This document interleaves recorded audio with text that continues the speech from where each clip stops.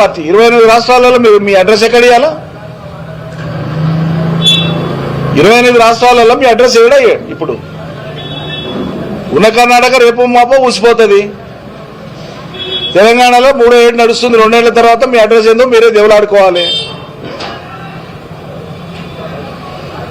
హిమాచల్కి ఇంతంత రాష్ట్రం వాళ్ళ రేపు ఏమవుతుందో తెలియదు. మీది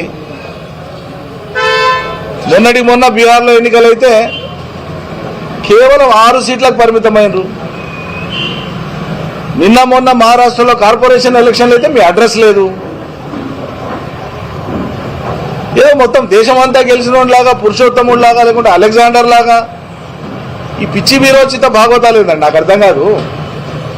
ఇచ్చిన హామీల మీద దృష్టి పెట్టి చేయదగిన పని చేసి ప్రజల్ని మెప్పించమంటే కేసీఆర్ నడుము విరిగిపోయింది, కేసీఆర్ కాలు విరిగిపోయింది, కేసీఆర్ను లేవకుండా చేసిన సరే వయోభారం వల్ల ప్రమాదం జరిగితే ఎవరికైనా జరగవచ్చు. వయసులో ఉన్న వాళ్ళకి జరగవచ్చు, వృద్ధులకు జరగవచ్చు. శారీరక ప్రమాదాలు జరిగితే అదే నేరమైనట్లు తప్పైనట్లు మాట్లాడారు. మరి ఈ మాటల వ్యవహార సరళిని చూస్తే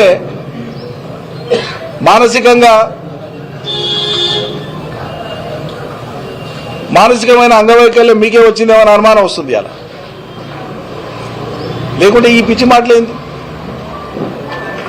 ఏమో మళ్ళా నేనే అరే ఉండి ఇవ్వలేదండి, నిన్ను ప్రజలు ఎన్నుకోవాలి, నీ కాంగ్రెస్ పార్టీ నిన్ను ఆమోదించాలి, మళ్ళీ నీవే ఉంటావన్న సంగతి నువ్వు కాదు కదా ప్రకటించేది.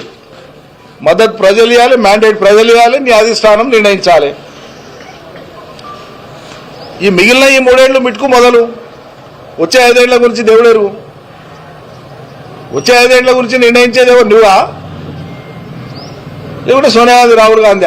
నాకు అర్థమైతలేదు.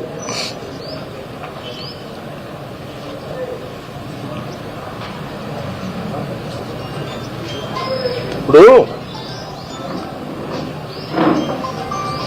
మాకేం ఈర్ష్య లేదు, ద్వేషం లేదు. ప్రజలు ఎవరిని గెలిపిస్తే వాళ్ళు అధికారంలో ఉంటారు.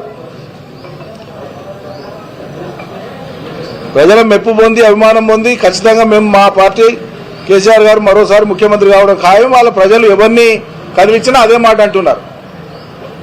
మీకంత సిగ్గు శరం ఉంటే నీతి